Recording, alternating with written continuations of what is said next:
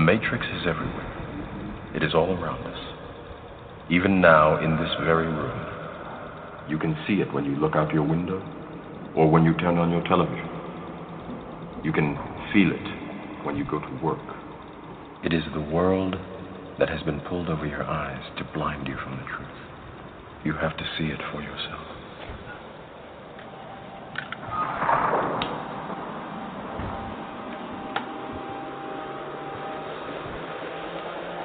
This is your last chance.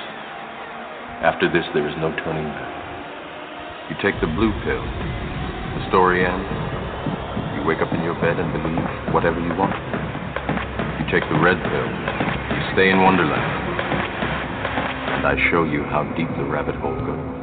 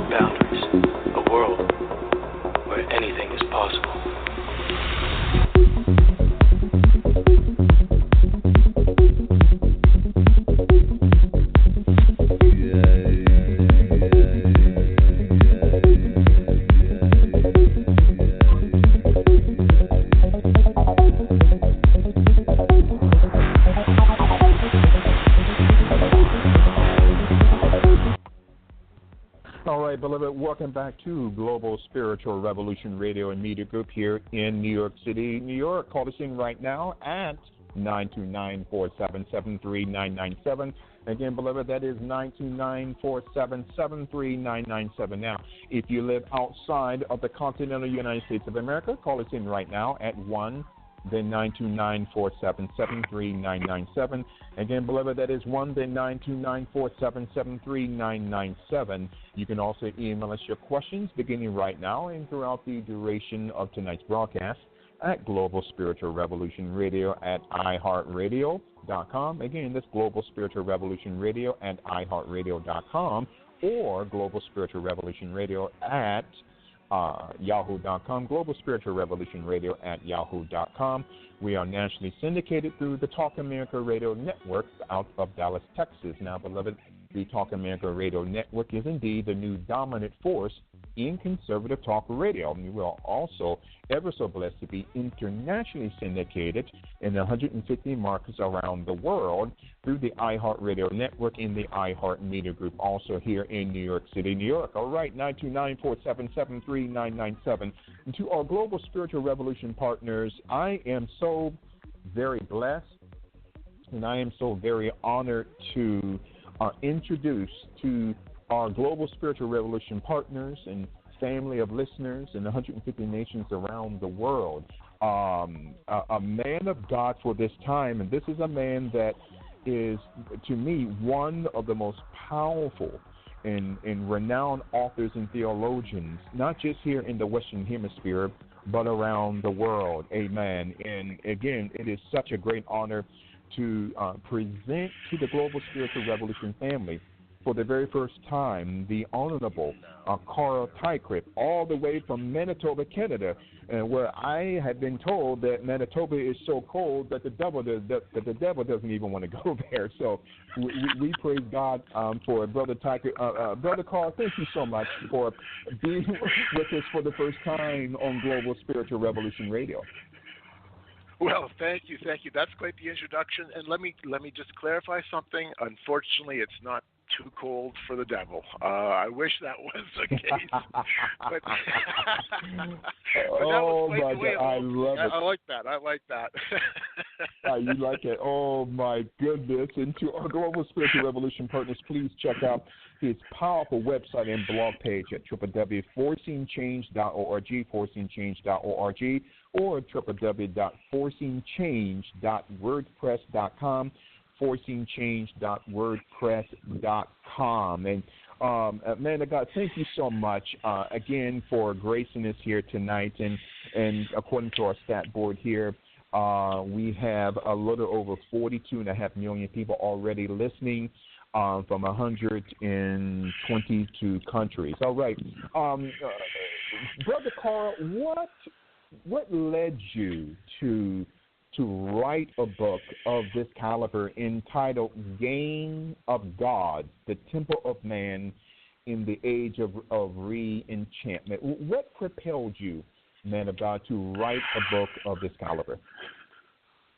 Well, you need to understand, I've been engaged in worldview research and trying to understand the challenge of our times since, going back to the mid-1990s, early 1990s. In 1997, a Christian author by the name of Gary Kaw brought me on board to help do the research for his book, The New World Religion.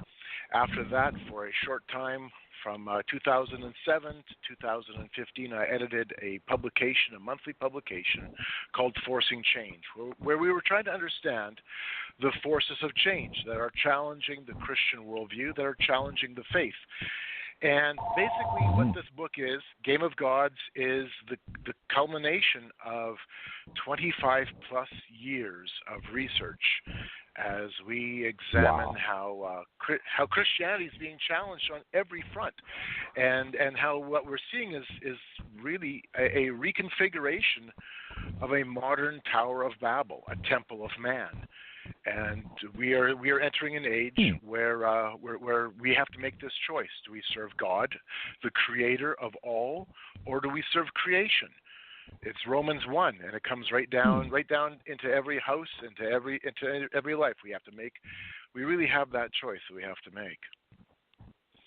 And when we talk about the scope, structure, and approach of this book, again, I absolutely love the title of this book. And to our Global Spiritual Revolution partners, Brother Carl is going to give you information near the end of the broadcast how to purchase this book, because I'm telling you, it will literally blow your mind. And we are so thankful to God. Game of God, the Temple of Man in the Age of Re-Enchantment. Let's go through this, and we're going to have Brother Carl to come on the broadcast, God willing, each and every month according to his time period, to really matriculate us through this book. Let's examine Chapter 1, Part 1, Preaching Oneness, Visions of One, the Planetized Generation. What is oneness? What is the New World Order? What is their agenda here? Something, the real question that you just asked that's of such importance is, what is oneness? What is this concept of oneness? Oneness can be described this way. It is the underlying belief, whether people realize it or not, that says God, man, and nature are essentially the same. It is the lie of Genesis chapter 3. Genesis chapter 3, we can be as God. We take on the approach of being masters of our own meaning, of our own destiny, and ultimately we look to construct heaven on earth. What oneness ultimately says is that God, man, and nature are essentially the same. Now, this is the Eastern worldview, the worldview of Hinduism, the worldview of Eastern spirituality. It is the worldview of the New Age movement. It is the pagan worldview. You could even say it is the atheistic worldview in this, that humanism says man is ultimately in charge of his own destiny. There's nothing higher than humanity. That is the worldview that is held by so many people around the world, whether they realize it or not. Now, here's the difference. The biblical response is no, it's not oneness. And my friend Dr. Peter Jones from Truth Exchange Ministry really helped to flesh this out. The biblical view is not oneness, it's two. God outside of time, space, and creation. God who is not created. God who is separate, distinct, and holy. And then everything else. In other words, reality is two. God as other, and then everything else being separated. And so the biblical worldview is where we see separations, categorizations. The worldview of oneness says ultimately we are all gods. That nature is God, that we are all moving towards a global unity where we can recognize our God selves. The biblical worldview, of course, is no. When you try to build that, when you attempt to construct that tower, judgment comes. So it is the so same. that is it that seems is like really here. Yeah, it seems like, not to cut you off, man. It seems like this Genesis chapter 3 lie is being replayed over and over again, that you will be as gods, knowing good and evil. Am I correct in saying that, sir? Oh, absolutely. In fact, you could say with Ecclesiastes, there is nothing new under the sun. And as that first lie permeates the human experience, I believe that lie will also manifest itself at the very end as well. It becomes bookends for all of human history. And of course, that lie is something we all wrestle with. I mean, it is the essence of where our sin nature comes from, because it says in its heartbeat that I am the one who's in charge. I am the one who takes control, instead of placing our trust in our God, who is the Creator. The creation now makes the declaration. And in fact, you could call this a form of divine identity theft.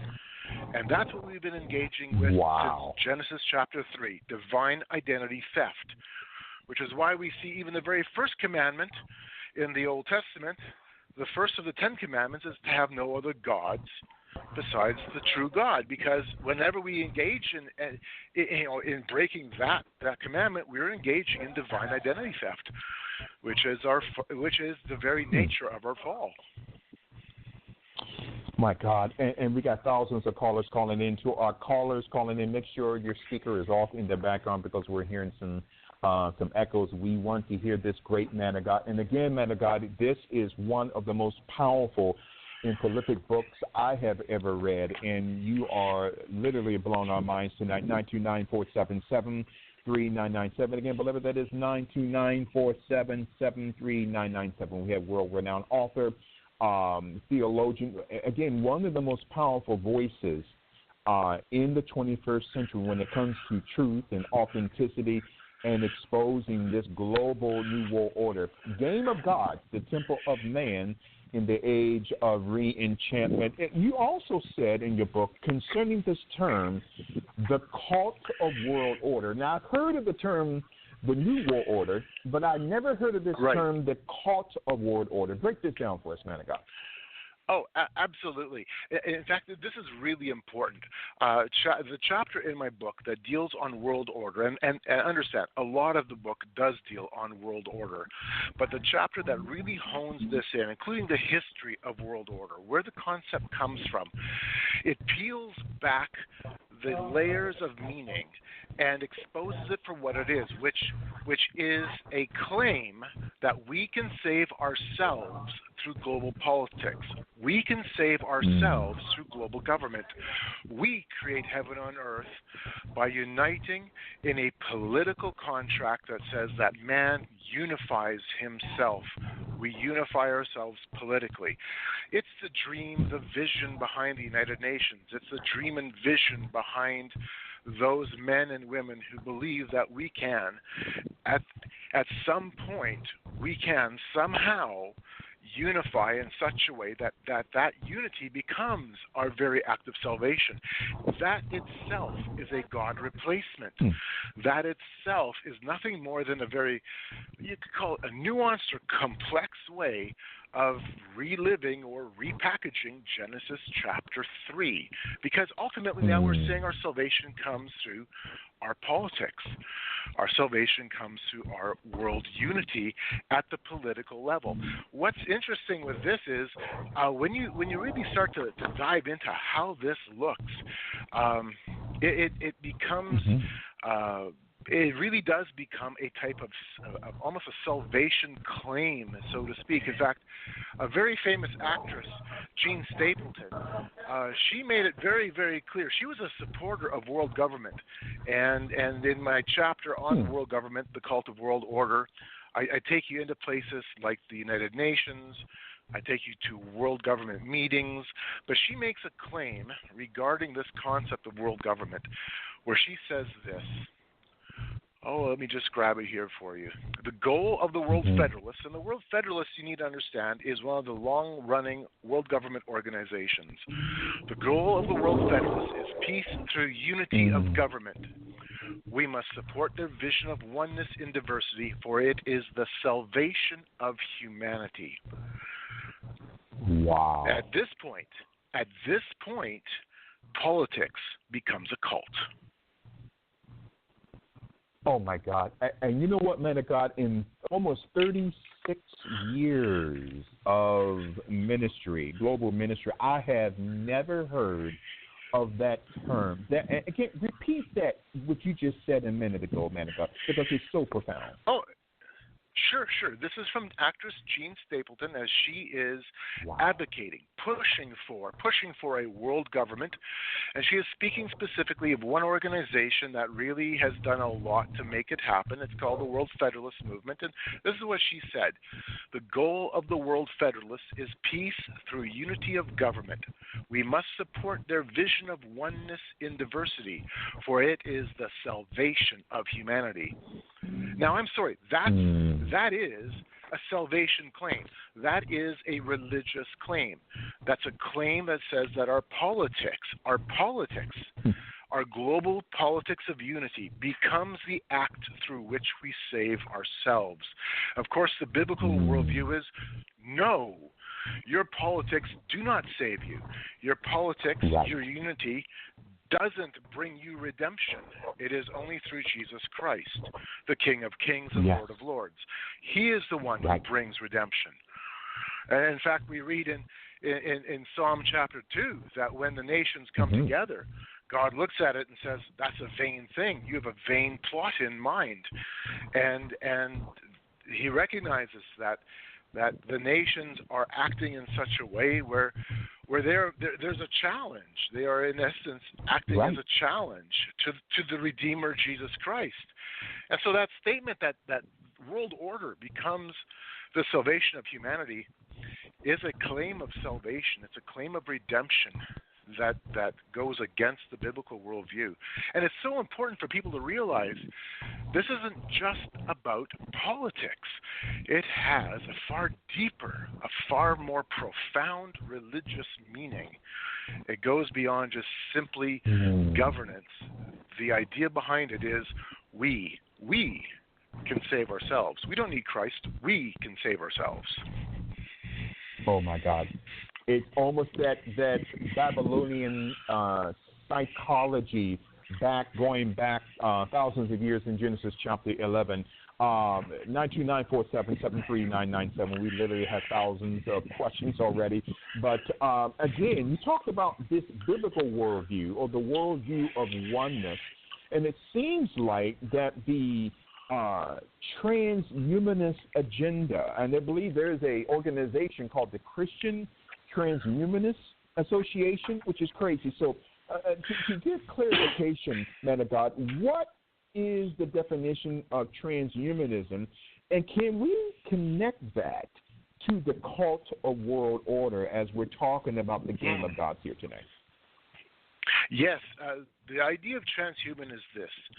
Transhumanism says ultimately that through our science and through our technology, we can overcome death, we can overcome illness, we can overcome human problems, we can redesign ourselves, we can take control of evolution, and we can become, we can make ourselves in the image that we want ourselves to be.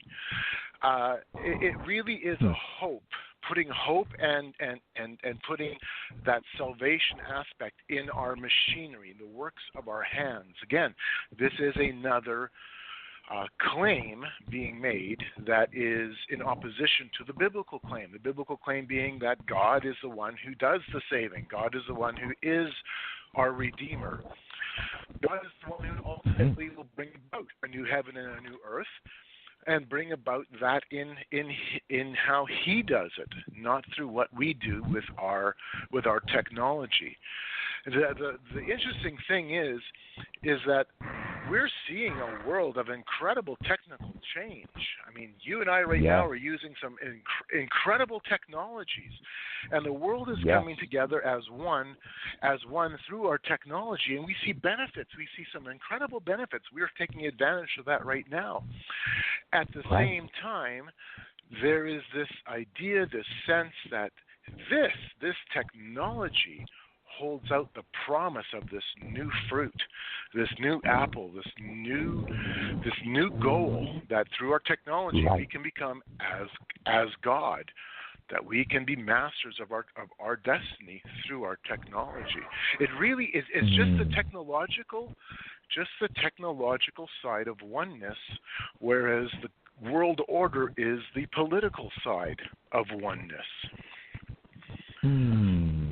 And you know what, man of God, this is interesting because you're speaking so prophetically. We have with us tonight world-renowned author and theologian, and we got to get you here for a major conference in New York City. To our Global Spiritual Revolution partners, we have world-renowned author and theologian, the Honorable Mr.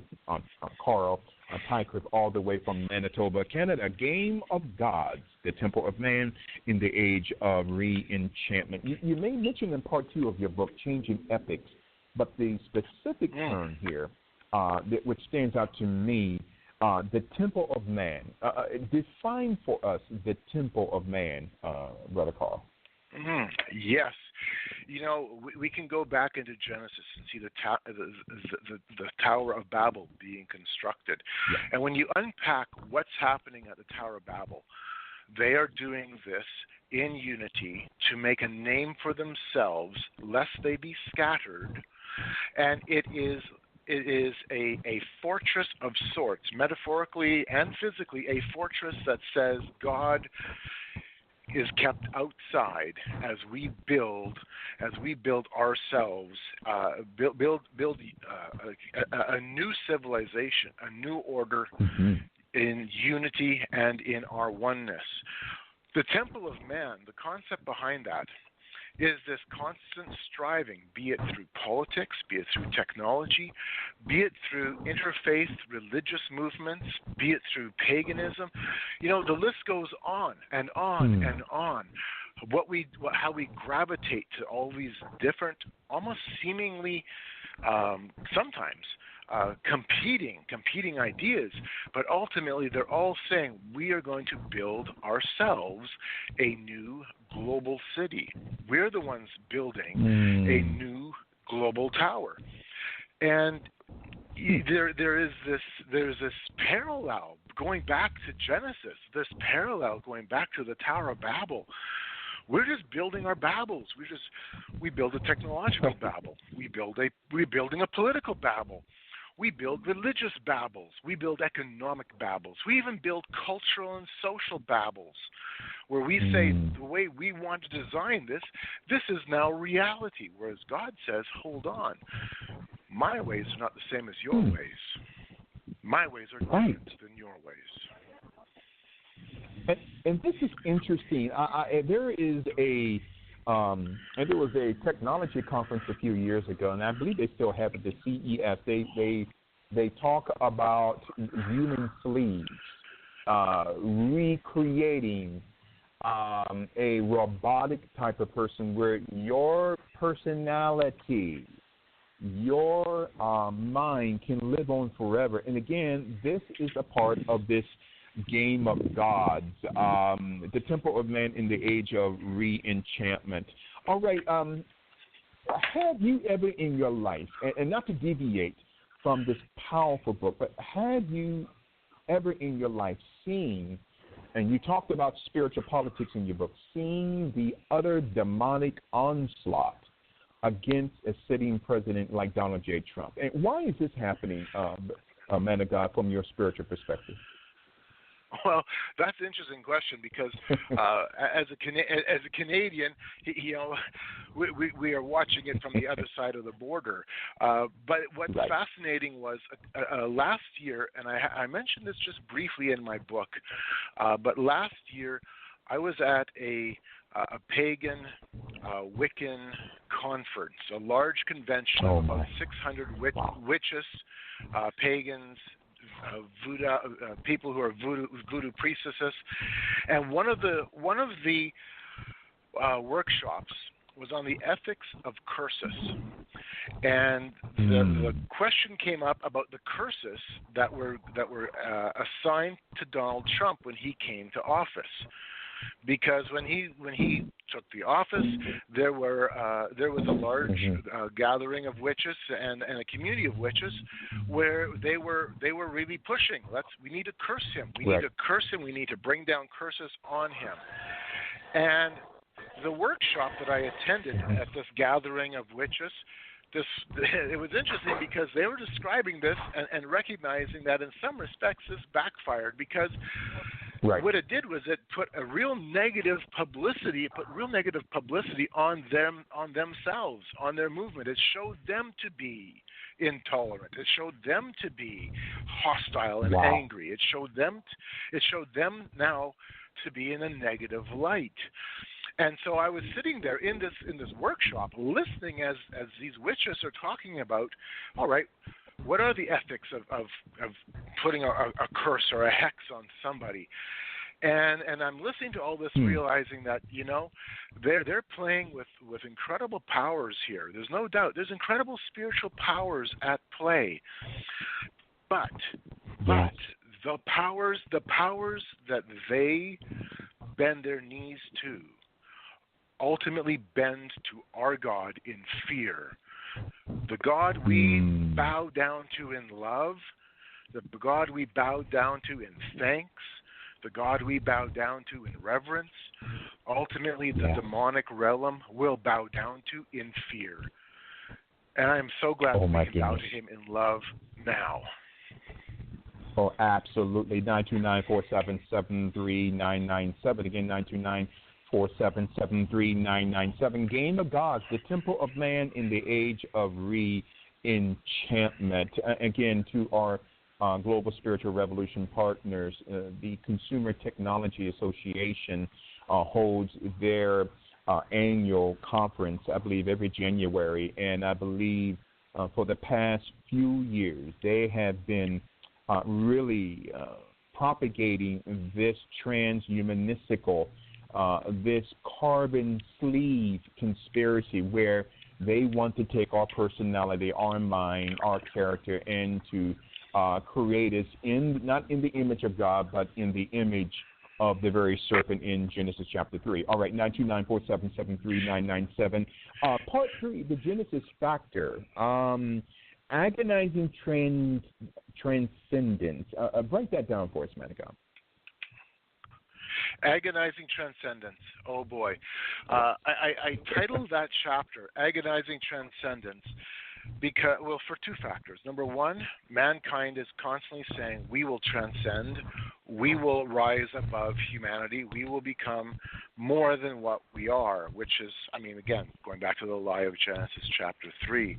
But really, the true agonizing transcendence is the God who is transcendent, the God who is other, coming down to humanity in Jesus Christ and being willing to suffer the agony of the cross, being willing to suffer the agony of the pain and death of the cross. But not just that he suffered and died, but that he also defeated death and that he rose again. Now, here's the thing.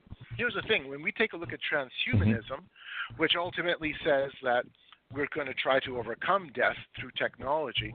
I would rather, and this is me, I would rather place my faith in the one person, Jesus Christ, who already defeated death.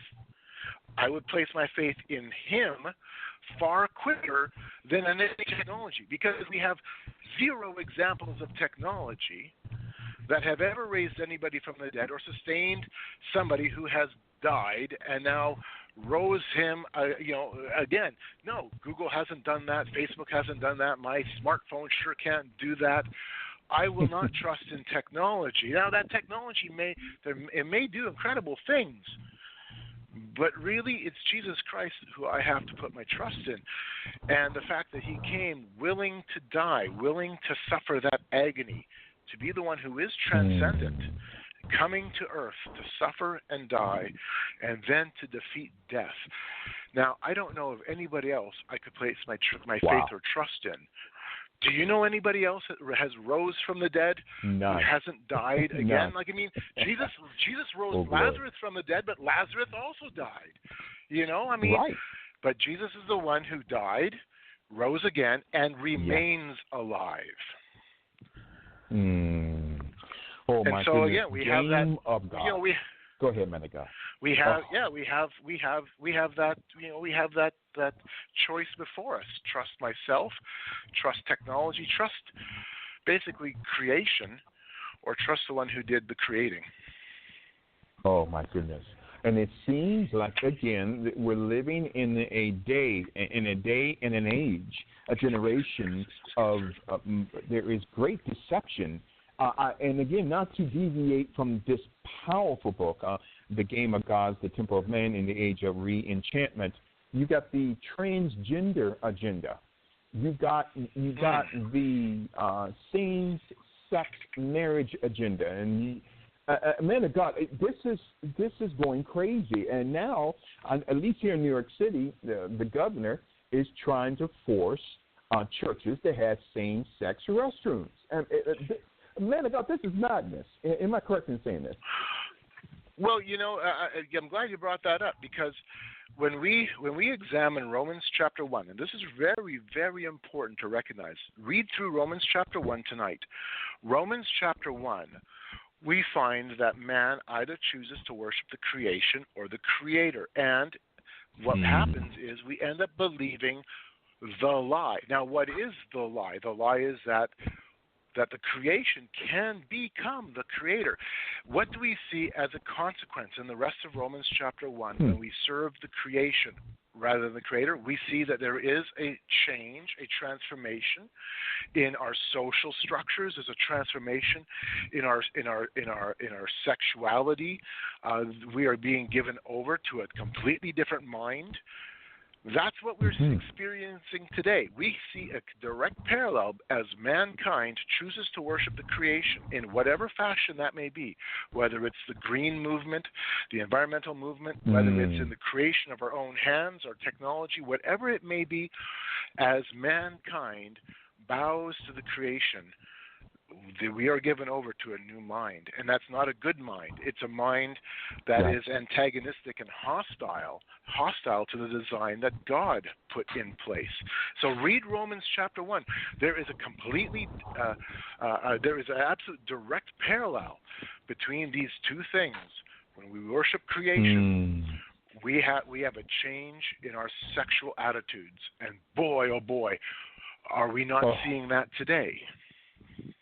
And the tragedy is that the present-day pulpit, at least here in America, no one is saying anything against it. I don't get it. I don't understand. And there is a great falling away here. And to our global spiritual revolution partners, I am so very blessed to be sitting at the feet of this great author, the Honorable Mr. Teichrib, one of the most powerful authors that we've ever interviewed here on Global Spiritual Revolution Radio, Game of Gods, The Temple of Man in the Age of Re-Enchantment. Going deeper, part 5, the machines of loving grace. Really break that down for us, man of God. Right. There was a poem in the 1960s, a poem from a famous beat poet who described a new age coming, an age when our technology would bring about a utopia, bring about a new order for the ages, and it would be a wonderful, wonderful thing. Our machines would give us loving grace. So that chapter breaks down this concept of transhumanism. This breaks down the concepts of our technology being that vehicle by which we think we can save ourselves. And so it's a pretty extensive chapter. I go into things like the Mormon Transhumanist Association. I go into the transhumanist movement and its history, going back even into things like Freemasonry, which says that through our rituals, our actions, we can perfect ourselves. And see, that's the important thing to understand. Even when you're looking at things like transhumanism or the occult or paganism, there's a sense that we can perfect ourselves. Not that God is the one perfecting. We're the one perfecting. And so Game of Gods really juxtaposes these two things. We're perfecting ourselves, whereas the biblical view is no. Trust. Bottom line, trust the one who will be the one doing the perfecting. Oh my God! And this is powerful. I know it's it's basic. It's so basic, and yet we have missed it so many times. And that basic truth is that we're not capable of perfecting ourselves. The problem can't be the solution. And so we have to look to the one who is outside the problem. And Jesus Christ is the one outside the problem, willing to enter humanity in order to be our Redeemer. So that's some of the main themes that we wrestle through as we go through the pages in the book.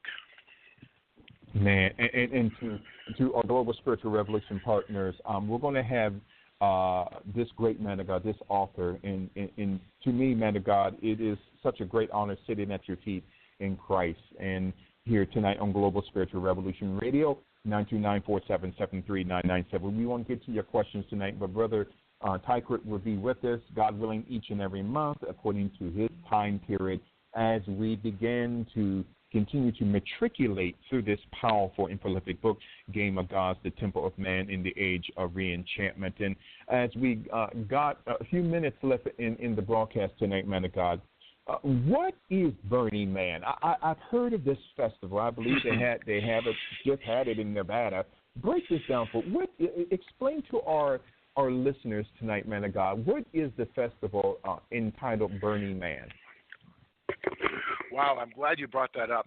I'm going to give you a little bit of back context because some people might be going, you're talking about a festival? You were just talking about politics and transhumanism, but a festival? One thing I do with the book is I try to break down how this idea of oneness demonstrates itself in politics, how it demonstrates itself in transhumanism technology, how it demonstrates itself in religions, and indeed this week I'll be flying to Toronto to be a fly on the wall doing research at the Parliament of World Religions, which is the oneness of religions. And there's also, as you go through this, you realize also that there has to be a social, cultural, celebratory side to this idea that we can all become as one. It is a town, the Temple of Man being constructed in a way where we literally celebrate this feeling, this experience of oneness. So Burning Man is one festival of many, many festivals, but one of the largest ones. It's held in Nevada. It's been going, and it's been in operation now since the mid 1980s. 1986 it started, and about 70,000, 80,000 people go to the desert in northern Nevada, construct a temporary city, and in that time, in roughly 7 days, they have a temple. They build their own big temple. They have a Wow. large human effigy. During the course of the week, there's shrines, there's different deity statues, there's all kinds of very interesting, incredible artwork, but there's also workshops on shamanism. There's workshops on spirituality. There's workshops on all kinds of themes, and there's a lot of very open sexual adventures. There's camps for so many different things, including whatever sexual interest you have. There seems to be some outlet for that at some of the different camps. And so for 1 week, you have this mind-blowing concentration of art, creativity, sexuality, new spirituality, and all this is done in such a way that it is presents a feeling, literally a feeling like we're all connected, a feeling like we're all one, a feeling like we are embodied in something bigger than ourselves. And at the end of the festival, they burn the human effigy. In 2014, I believe he was over 100 feet tall. They burned the temple. The temple this year was 65 feet tall, 250 feet wide. A very, very intricate structure that twists as it goes up, and it was built around the idea of a cosmic Gaia, the cosmic mother. And so it's a place of hyper spirituality and hyper creativity all at the same time. It is, in many respects, you could call it the sandbox for building a new global, social, ethical way of looking at things, a new dimension, so to speak. And so I bring that out in the book to demonstrate that the towers that we're building, the temple of man, is not just politics. It's not just religion. It's not just simply technology. We're doing it culturally. We're doing it socially. We're doing this in every fashion and facet imaginable, because ultimately this is what we've been doing since Genesis chapter 3. Wow. I'm telling you, man of God, and to our Global Spiritual Revolution partners, we're not in our studio tonight in Manhattan at our iHeart Radio studios. We are simulcasting here in Long Island. But, man of God, can you come back and be with us next month and for a 2-hour special, and so we can just really break this down even deeper, and especially about Burning Man. Can you come back and be with us? It'd be such an honor to be. I'd love to. I would love to.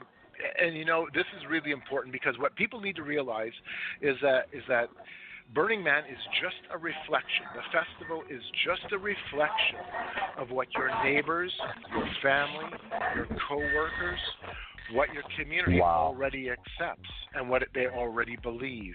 And so it's important for us to recognize that. It's just simply a reflection of where our culture already is. And so as we wrestle with that and ask, okay, then what does that mean to us, and how do we respond? I think one of the most important things is that we respond as biblical ambassadors for Jesus Christ. We have a pagan world being birthed all around us. What is the appropriate Christian response? I think that a very good example is given in Acts 17. In Acts 17, the Apostle Paul, goes to Mars Hill. He goes to Athens, and he sees statues set up to all kinds of deities. There's temples set up to different deities. It's a truly pagan world. We also now are beginning to live in a more or less pagan world. And so what does Paul do? He recognizes the worldview. He recognizes the pagan reality around him. And he goes into their midst. He goes to where they are. And then he engages with them in the marketplace. He engages with them right where they're at. And he leverages their worldview, even going so far as to quote, as you see in Acts 17, he quotes their own poets, he quotes their own philosophers, and he does it in such a way to bring around a conversation to Jesus Christ, the character of God, the nature of man, and the redemptive work of Jesus Christ. And so as you go through Acts 17, how do people respond? Well, some mock him, and that's understandable. We live in an age where they will mock. Some mock him. Others say, we want to hear more. And some come to Christ. But Paul didn't cower. He didn't hide. He took that as an opportunity to present Jesus Christ. I think, likewise, we are now living in an increasingly pagan age.